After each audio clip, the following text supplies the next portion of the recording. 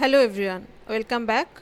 So, in this current session, we are going to discuss another machine learning algorithm as part of our course Data Science using Python.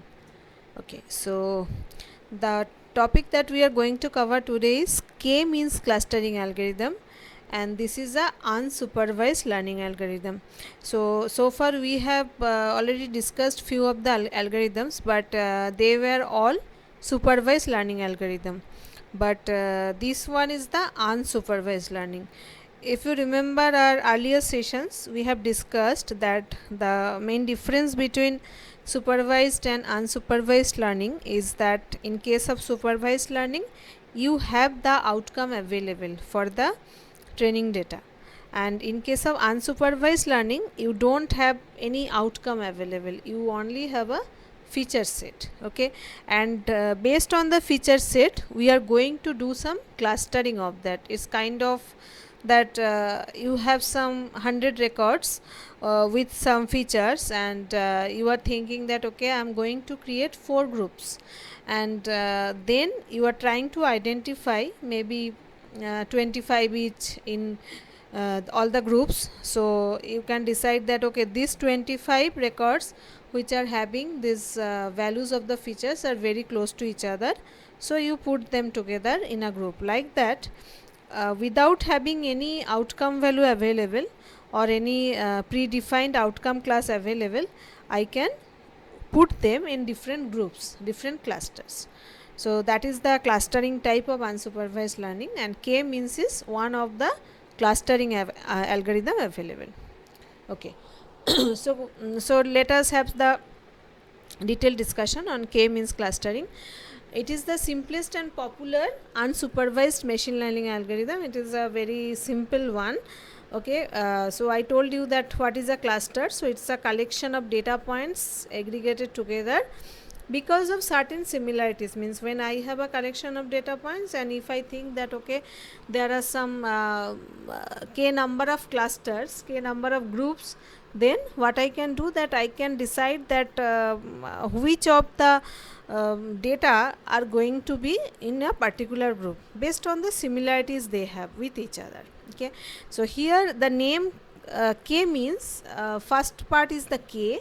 So k is the number of clusters defined. Okay, so it's like how many groups I am going to create. So that is not being told anywhere in the input data set. So I only have a input data set with a collection of records with number of features of each record.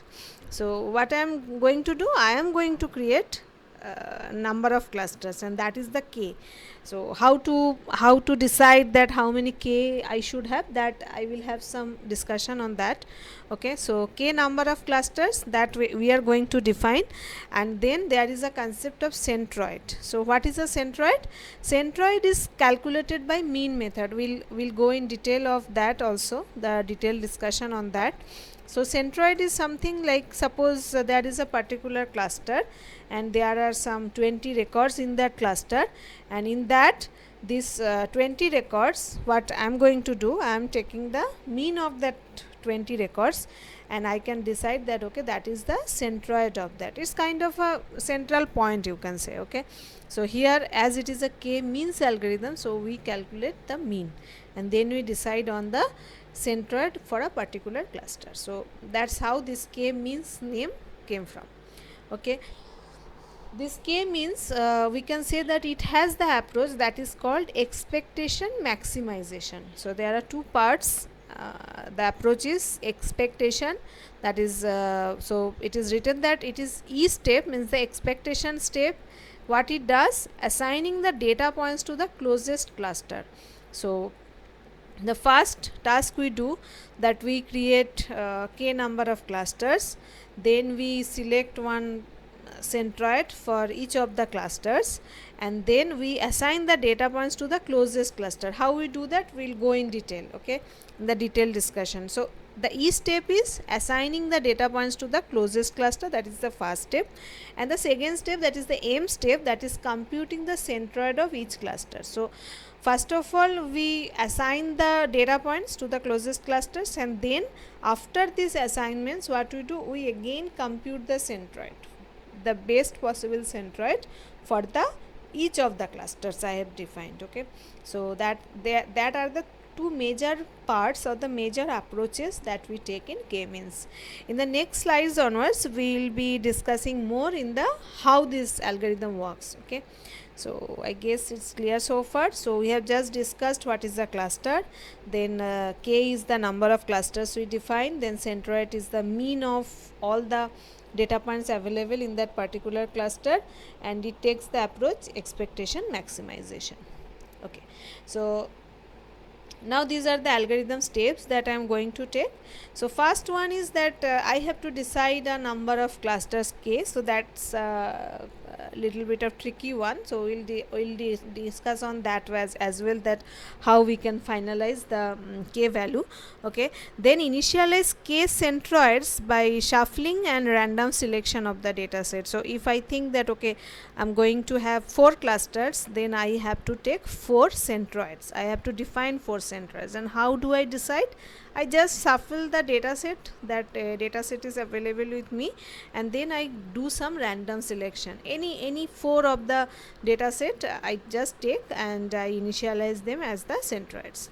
Then keep iterating until there is no change to the centroid. So what I can do, I can do some more iterations and try to identify the centroids in the same random selection method, and when I am seeing that I am getting the same centroid again and again, then I can stop that process. Okay, so just to keep it totally random. Okay, just random selection. Then compute the sum of the square distance between each point and all centroids. So it's like, suppose I have 4 centroids, suppose there are total 100 data points. Okay, and I have 4 centroids, then for each of the data point, that is each of the 96 data points, I just calculate the distance with all the 4 centroids, and then I find the least distance. Means suppose I have a data point x, and I have the 4 centroids c1, c2, c3, c4, then I try to find what is the minimum distance, means what is the closest centroid for the data point x, and then suppose I find that okay, c2 is the closest centroid for data point x, then what I do, I assign that particular data point x to that particular cluster c2. That way I calculate the distance for all the data points from all the centroids, and then according to the distance, the least possible distance first I find, and accordingly I place them in all those clusters that I have created. So after this step, so now what happened, that I have these all the data points are now divided in these 4 clusters, then assign each data point to the closest cluster. So that I have already done, and then compute the centroids by mean of all data points for each cluster. So when I have these 4 clusters now created with some data points, so what I do, I calculate the centroid. So how do I calculate? If a cluster has, suppose now one cluster has some 10 data points, so what I am doing, I am taking the mean of these 10 data points, and that is decided as the centroid. So as the centroid is changed, then I will do that 4th step again, this step. So again what I will do, as the centroid is changed, now I will calculate the distance again for all other data points. So I will assign them again to different clusters. Okay, and then again I will compute the centroid by mean of all the data points. So these steps will go on until unless I get some stabilized version, that okay, after changing also the centroid is not getting changed, so that way I can do this clustering. Okay, so these are the steps. Then I have one graphical representation, I think that will explain better all these steps. So let us go to that. So just concentrate on this diagram. You can see that there are all these black points, so these are the data points. Suppose I take my k value as 4, and it will come again. So as a first step, what I am going to do, on these all black spots you will see that there are some 4 green points are created. Okay, and once the 4 green points are created, then the distance is calculated for all the black points to the individual green points, and based on that they are put in the different clusters, and when they are put in different clusters, then the mean of them are again calculated and the centroid gets changed, and then again the distance is calculated. So that way you can see that I had taken some 4 random centroids, but gradually they changed, and finally we got some 4 clustered, very clear 4 clusters. So you have to go through this one for multiple times. I think it will make the things very clear. So this is the final output, right? So these are the points, these are the 4 green point centroids, then I am calculating distance. Based on that I am doing some clustering, and again I am calculating the centroids, and again I am doing the clustering, and finally I am getting 4 clusters and their final centroid. So that's how this algorithm works. Okay, now it is important that we have to maintain the quality of the cluster. So what do you mean by quality of the cluster? So first of all, the very important thing is we need to decide that what will be the value of k. So we have to decide on some optimum number of clusters k. That is a very important decision that we have to take. Then the thing is that whenever I am creating any cluster, then all the data points within the cluster should be very close to each other, and it should be, those data points should be far from other clusters. Means it's like when I'm dividing, the division should be very good, it should not be overlapping, and it's not like incorrect data point should not be there in a cluster. Means suppose one data point x, it is present in cluster 1 but it should be in cluster 2. So those things are, if they are happening, then we can say that the quality is not good. So if we have to maintain quality, these are the 3 points that we have to take care of, that the data points within the cluster are very close to each other, data points are far from other clusters, and the optimum number of clusters k. So there are 2 methods that we need to follow to maintain this above 3 points. So these 2 methods are called inertia and Schillholt score. Okay, so let us go in detail of each of these methods. Okay, so first one is inertia. What does it mean? Mean square distance between each instance and its closest centroid is calculated. Okay, so when I have the clustering is done, so what I am doing, that this mean square distance are being calculated for its closest centroid, and the total inertia, it should be close to 0. Obviously, means if it is very close to the centroid, then the distance will be 0. So distance 0 means that all the data points are very close to center, so it's like a very good clustering is done, right? So that way I can check that how good my clustering has been done with this inertia method. But it has the limitation is that when the number of clusters increases, closest from centroids and lower the inertia. So what does that mean? That suppose I have some 100 data points, okay, and I have decided that there will be some 4 clusters. So I have to assign all these 100 data points to 4 clusters. So of course, that if they are very much scattered, if you just take this example, so you can see that when there are 4 clusters, then of course there will be some distance between the centroid and the data points. If I have some 8 clusters, then what will happen? Then I can have some better closeness among the different data points in a cluster. If I have 16 cluster, if I have 32 clusters, if I have 64 clusters, like that if I increase, then what will happen, that there will be few number of data points in the cluster and they all will be very much together. That means that the inertia will be close to 0, right? And in the ideal case, if I for all these 100 data points, if I create 100 clusters, then what will happen, that in each cluster there will be only one data point, and it always will be have the 0 distance with the centroid, because the data point itself will be the centroid. But that is not our purpose, because if we do like that, then the actual purpose of clustering is not happening, right? So we have to find some way that we should not have too much number of clusters, and also the clustering should be done. So we have to do something in a balanced way. Okay, so for that there is a way that we can we can plot the graph of inertia and the number of clusters. So what we'll do, that we'll just start from, suppose number 1, k equal to 1, and then we find what is the inertia, and that way for different numbers of k we can see that how the inertia is moving. And there is a rule called elbow rule, which is used to find the optimal number of clusters. Okay, so I'll show you one diagram.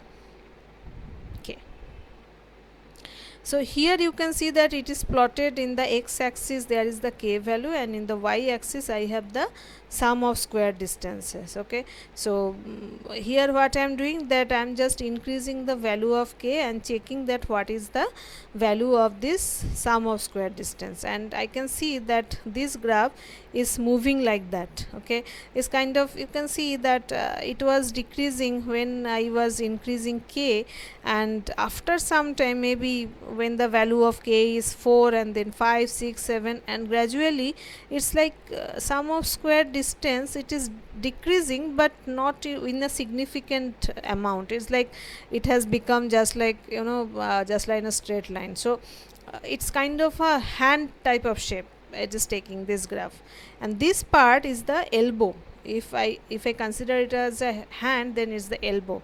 So what is the elbow rule, that when this type of shape is there, then I can take the point, the elbow point. Okay, and I can consider that this k value is the optimal value for doing the clustering, because anyway I have to do the balancing, that I cannot increase k too much, or I cannot have a lot of error, the sum of square distance should not be too much. So this is the point in this graph. If I draw the inertia by k by inertia, then I can take this point always, the elbow point, and I can consider it as the optimal value of k. So this is how it is calculated in the inertia method. Okay, so here I can decide the value of k. Okay, so there is another method, that is the Silhouette score. So what is that? It is here I calculate the distance of data point within the cluster and with the other clusters as well. Okay, and here the value range is between -1 and 1.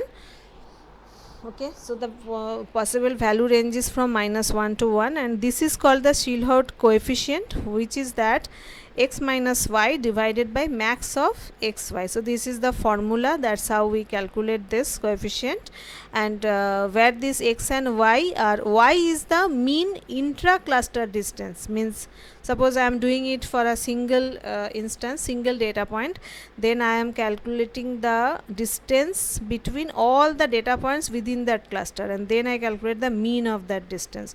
So suppose there is a data point x and there are other 10 data points, then I am calculating the 10 distances, then I am taking the mean of that distance, that is y. And what is x? X is the mean nearest cluster distance. So suppose this x is in cluster 1, and suppose cluster 2 is the nearest cluster from cluster 1. So what I am doing, for this data point I am calculating the distance with all the data points present in cluster 2, and then I am taking the mean of that distance. So that way I am calculating x and y, and this coefficient is calculated with this formula. Okay, and when this value is close to 1, means if after calculating this for a particular data point, if I see that okay, the value is close to 1, then that means that the instance is close to its right cluster. That means 1 means it is ideal, and if very close to 1, that means it's almost in its right cluster. So it's a good decision we have taken. And if the value is close to -1, that means the instance is in wrong cluster. So we have to think of something that this clustering was not good. So that's how we can calculate this. Okay, and then it is the better, of course it is the better method for k value selection, because it will be more appropriate than the elbow thing, because this in inertia it's like kind of approximation, because we are seeing the graph and we are taking some elbow points, so there is some approximation. But in case of Silhouette score, it's better. I'll show you the graph as well, but it is expensive. Why expensive? Because you have to do it for each and every point you have to calculate this coefficient. That's why it's a expensive method. Okay, so here you can see that this is the value of k and this is the Shillot score, and this is how, suppose the graph is plotted. So you can see here that at this point the score is maximum. So I can say that okay, the k value 5 is the best one for calculating the number of clusters. So that way, through inertia and through Shillot score, we can calculate the value of k. Okay, and in the next sessions we are going to discuss on the demo of this k-means algorithm using scikit-learn implementation. So hope this session was clear to you. In the next session, I believe that when we are going to demo, it will be more clear. So thank you for now.